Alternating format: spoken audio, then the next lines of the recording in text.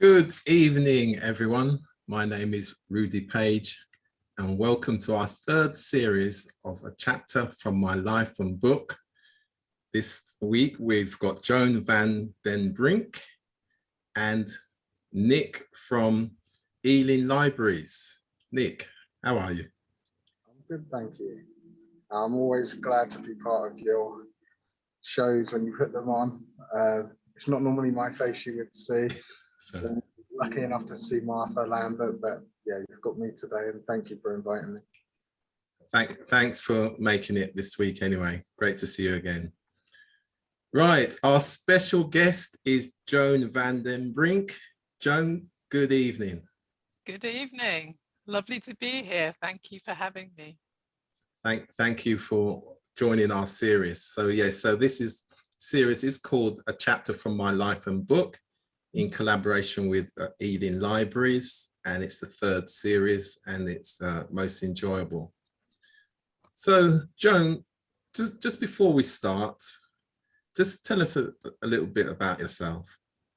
Oh gosh, what do I say? I am a management consultant. I have my own consulting firm. We sound rather grand. I have associates that work with me.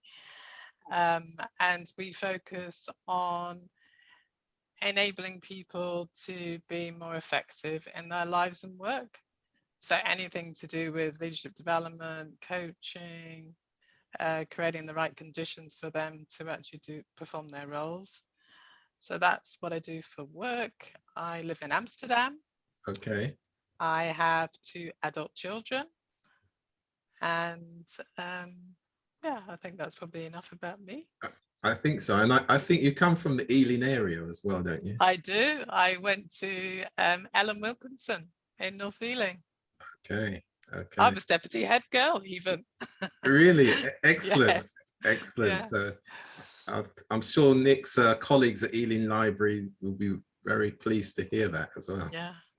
Yeah. Yeah. Come a long way since Ealing, it has to be said. Yeah. Okay. Great.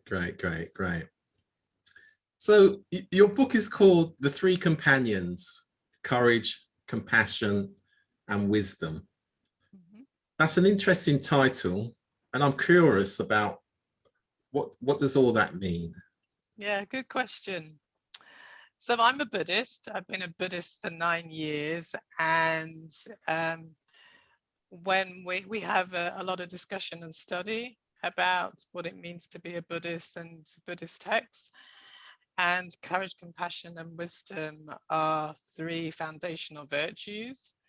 If you think about Buddhism, it is about alleviating suffering, and the organization I belong to, the focus is more on actually world peace. So you can imagine the compassion, but it can be quite hard to demonstrate compassion. So that's where you need the courage, and the wisdom comes as a result of the actions. I want to share with you a parable from the Lotus Suture, which is a religious text, which is what many forms of Buddhism are founded on. And it's there was a poor man who had a rich businessman friend, and he went to spend the evening with a friend, and they had a nice evening, drank wine, ate some nice food and conversation.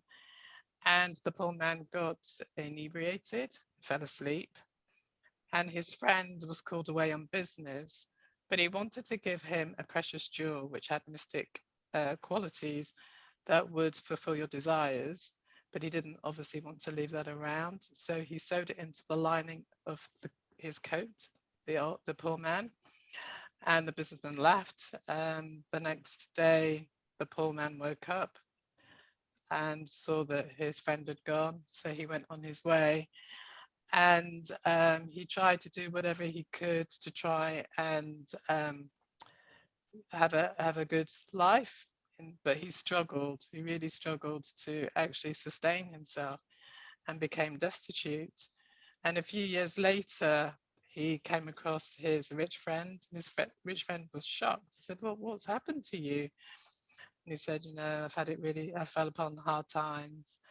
and the rich man said, but I sewed a precious jewel in the lining of your coat that will satisfy all your desires. And the poor man lit up with joy, hadn't realized it. And the meaning of the parable is that we have these innate qualities, courage, compassion, and wisdom within us. We are all Buddhas. We just don't realize it and don't know how to manifest that. So yeah, so that's why it's called the three companions, because I see them dancing hand in hand, and when they work together, there's synergy. Whereas when they are used singly, then they're not as effective. Right, that's interesting. And just to kind of ask you a follow-up on that before I come to Nick then. Mm-hmm. So when you kind of meet someone for the first time, Mm-hmm. and you're going to help them, so what would be your first question to them? Are you talking about in the work? Yeah, in the work context, based on if they don't appear to be confident about themselves. Oh, you're talking about a lot of my coachees. So what would be my first question? I'm not sure I would ask the question. What I try to do is create a safe environment. So I try to put them at ease, and and I share personal information about myself, so they get to feel that I'm a person, and that's the same for them, so that we have a connection before we get into whatever it is that we're going to work on or look at together. Okay, I understand. So that would be your first action then. Mm-hmm. Okay. Yeah. Nick? So my first question would be, what is the purpose of your book, and sort of what were you trying to achieve when you came about creating the book itself? Yeah. So as I said, and as the parable said, these qualities are innate, but more often than not, we don't associate ourselves with courage, compassion, and wisdom. They seem lofty virtues. So if you think about wisdom, often people think of an old, lined-faced person who, you go to them with a problem and they will say something simple and profound. So that's wisdom. So no, I'm not there yet. Or they see courage as people that go to war zones or firefighters. It's associated with bravery. And compassion, if you think about what's happened in the last 15 months or so, and all the amazing things that people have done to help others in the time of the coronavirus, they see that as compassion. So people quite often feel it's distant from themselves. But when I had conversations with people, I thought, well, you sound very wise to me, or that was a brave thing to do, So I wanted to make it accessible for people to actually recognize that they do have these qualities, and if they want to develop them more, they can. And if you think about The Wizard of Oz, do you remember the film or the book, The Wizard of Oz, Dorothy? So her three companions, what were they looking for?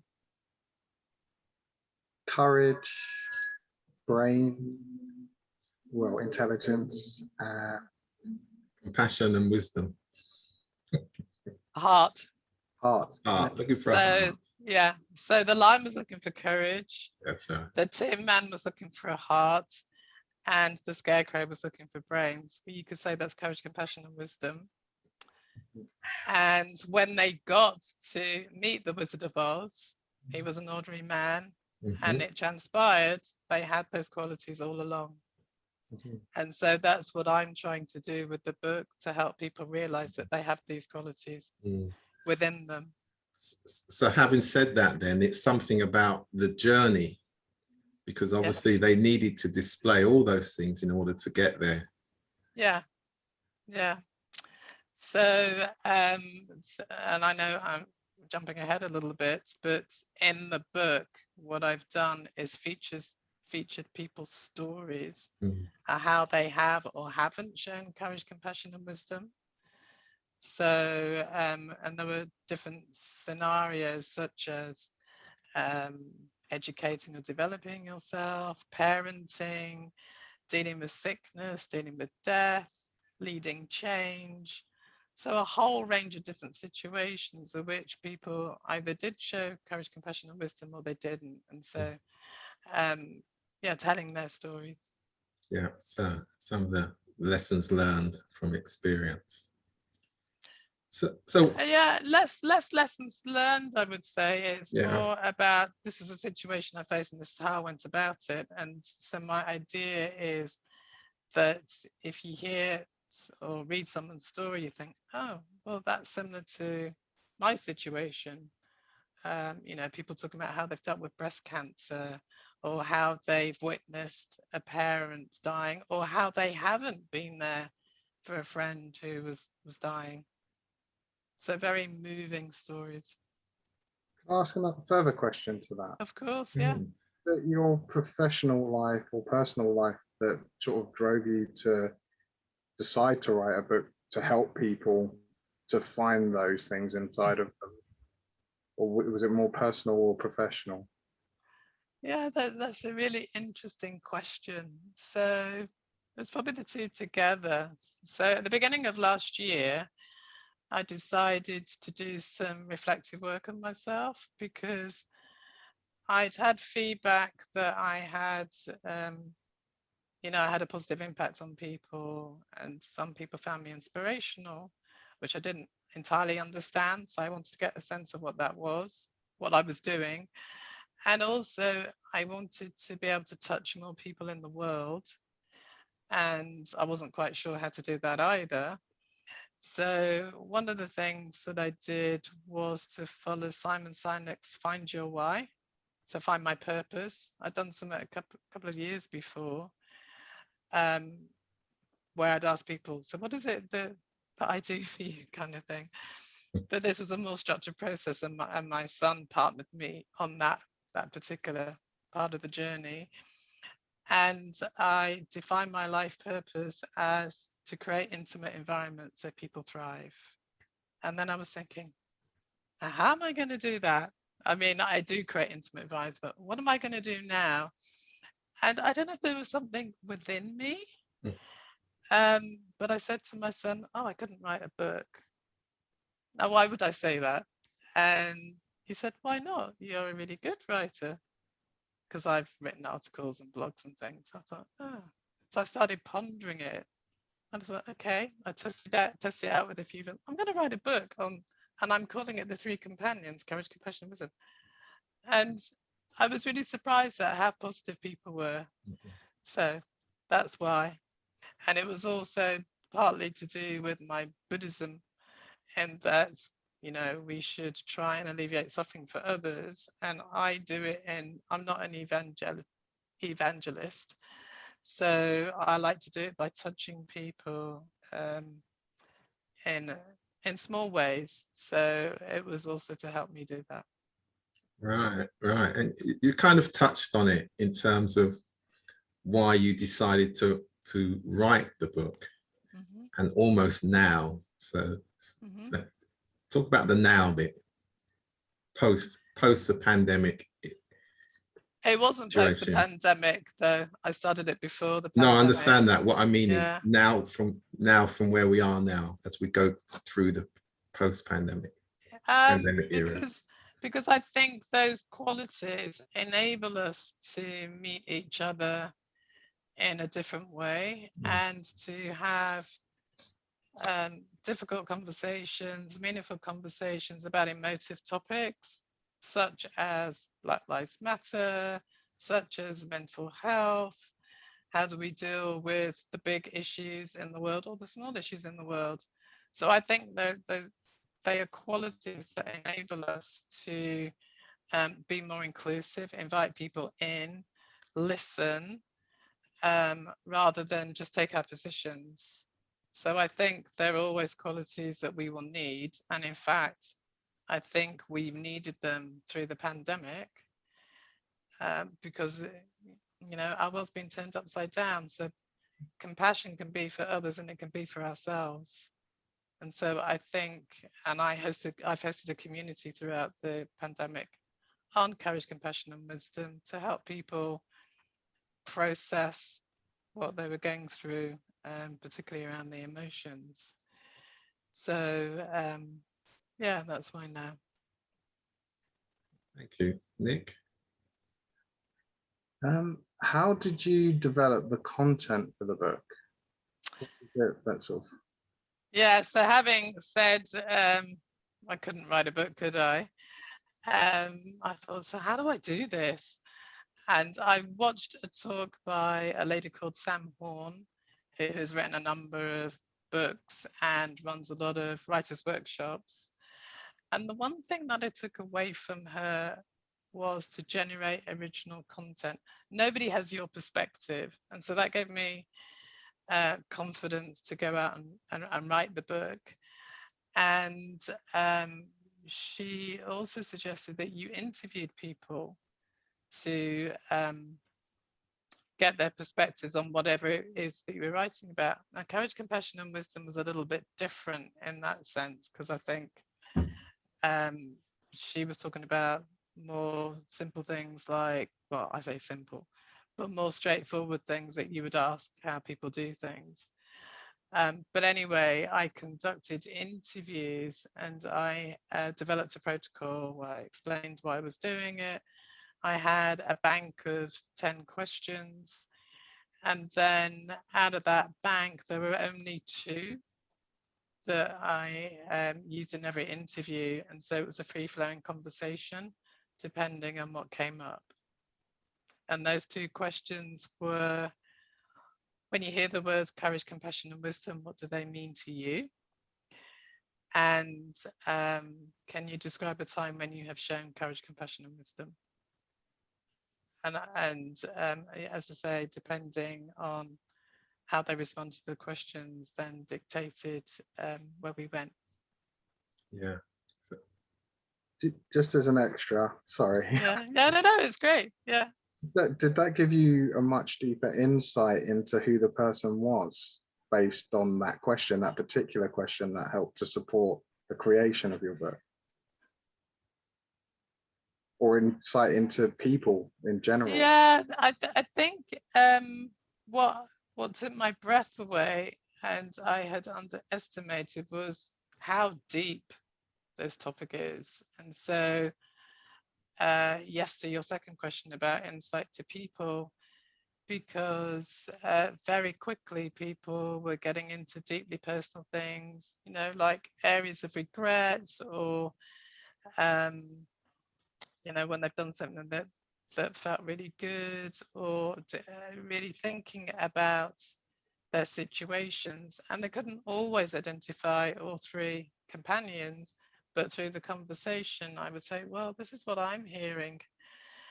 And I think for me, I was also changed through the experience as well, just hearing people's different thoughts around courage, compassion, and wisdom, you know, how they defined it. I mean, some people actually defined it as a feeling when they heard the words, whereas I always had a definition in my head. So yeah, I'm not sure it gives me insight into people, but it gave me insight into the power of courage, compassion, and wisdom. And I know, because I created a community out of the people that I interviewed, that it has had an impact on how they are. That was the start of them reflecting more on how they interact with people. And I'm not claiming that, you know, they've had an epiphany and changed, but it has had an impact.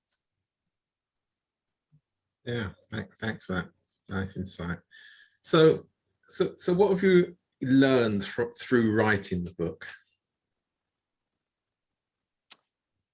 A number of things. The first one is what I've just said. It's deep. It goes very deep. I mean, you know, people were talking also about seeing therapists and counselors. So, you know, really deeply personal issues were provoked. And I guess related to that, that I can create safe spaces, for intimate spaces, for people to be able to share those things and learn together. The other things I've learned is in analyzing the stories, there seem to be, and it's a hypothesis, like 5 conditions that help you show courage, compassion, and wisdom more often. The first one is self-compassion. And if you think about, not that we do that much these days at the moment, when you're on a plane, the safety information, put on your own oxygen mask before you help others, is that kind of thing. We need to resource ourselves to be able to help others or to engage with others. So that's what the self-compassion is. And the second one is values, your personal values. So if you're in conversation or in an interaction with someone where there's a clash with your values, then that's quite a big deterrent from you being able to then access courage, compassion, and wisdom. The third one is personal boundaries. So quite often we don't think about what are our boundaries in different areas until someone's trampled all over them and you're not happy. So it's being aware of what are the limits, what am I able to give, and more, and no further. So there was one example, one story where the person was very clear. That's it. I've maxed out now. I'm not going to give any more. And there was another story where the individual felt bad. And so someone wanted to basically invade on an arrangement that they'd made, and didn't feel able to say no, but was really offended by the action. They'd overstepped the mark. So boundaries is one. Then it's having a supportive network. So in time, particularly because with courage, compassion, and wisdom, as I said, you can have those tough conversations, then it's useful to have somebody to, at least one other person to support you in that. And it's also about self-care. So what do you, and that's different from self-compassion. So what are the acts, what are the things that you need to make sure that you know, you're healthy and have good well-being? So that's the other thing mainly that I've learned. That there's a few lessons there. Yeah, absolutely. Yeah. Yes. Yeah. Well, it's strong well-being lessons as well. Mm-hmm. So just sort of following from that, the whole issue around work-life balance has become quite confusing now in this era. What are your thoughts around work-life balance in terms of where we are now? You're asking the wrong person, because I work all the time. Yeah, that's a boundary issue, isn't it? I was talking about boundaries being important for courage, compassion, and wisdom.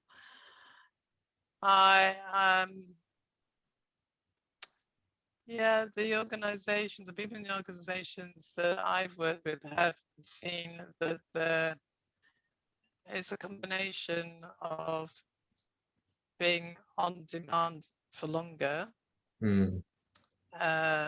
And so the boundaries are really blurred, and actually having the flexibility to do other things. So I think certainly the people that I work with in organizations, they're doing a kind of correction now in terms of swinging the balance more into not having people on calls at 6 o'clock in the morning till 8 o'clock at night, which, you know, because you're there, you're not traveling anywhere, you're not flying anywhere, you're always available. So I think that has caused a lot of exhaustion in people, and a lot of stress, because there's a lot of extra pressure. You know, people were thinking they couldn't switch off. But I think what I've seen that managers have noticed that, you know, there were demands on homeschooling, trying to work, being on Zoom or Teams is also very tiring. So I think there's been a recognition as we've gone further into the pandemic and living in very restricted lives, so actually there needs to be more of a balance. So I see that shift moving back, the pendulum swinging back to being a bit better. What was your experience? I think, yeah, it has been challenging, because what we've done is believe that we had more time to do work, and because we weren't going anywhere, when in fact there's still all those personal things to do. But also, I heard a chief executive recently of an advertising business, global advertising business, who said that what she said, in fact, was that they didn't expect staff to reply to emails outside of the working hours, just because, you know, of that immediate access, which I thought that was a really good message that was being sent there. Yeah, I have a bit of an issue with that. If that's the case, don't send them. But then again, that balance, everybody's times are different. You know, you can do things at night, you might not be able to do them during the day. So I think it was just that's that recognition. That you know, which I thought, which so I think going forward, as we're partly coming out at some point, we're going to be balancing the physical. The Zooms and Teams are not going away. They prove themselves to be productive, and we've got to find a way to rebalance. Yeah, I think that's going to be interesting, because I run workshops and do coaching all virtually, and it'll be interesting to see at what point we go back to face-to-face programs. Yeah, because that is very different. Yeah, indeed. Yeah, I'm looking forward to the old days. Yes. Okay. Great. No, that's really. I can tell it's going to be an insightful book. Three companions. The three companions: courage, compassion, and wisdom. Sounds really great. Thank you. Thank you. Thank you for giving me this opportunity. It's been great. I've enjoyed it. Very pleased to. So Nick, is there anything that you'd like to say before we close off? I'd just like to say thank you very much, Rudi, for having me along today. And it's been an absolute pleasure meeting you, Joan. Very insightful into your sort of visions of the world and how we could be better. And thank you. Ourselves through just maybe considering different aspects of ourselves. Yeah. Having more empathy. We were celebrating Empathy Week in the libraries last week. Okay. Yeah. The whole country has become more like they have more empathy for their neighbours, for their friends, for their family. I think through reading your book, they can have different aspects that can drive them forward, but also care about their neighbour and their friends and family. Thank you. So yeah, it's been great meeting you. Thank you. Yeah, and you. I've really enjoyed it. Thank you. Thanks for that, Nick. And we'll be back soon. A chapter from your life and book with Joan Van Den Brink. The three companions: courage, compassion, and wisdom. And please look out for the book. Thank you and good night. Thank you. Good night. Bye. Bye.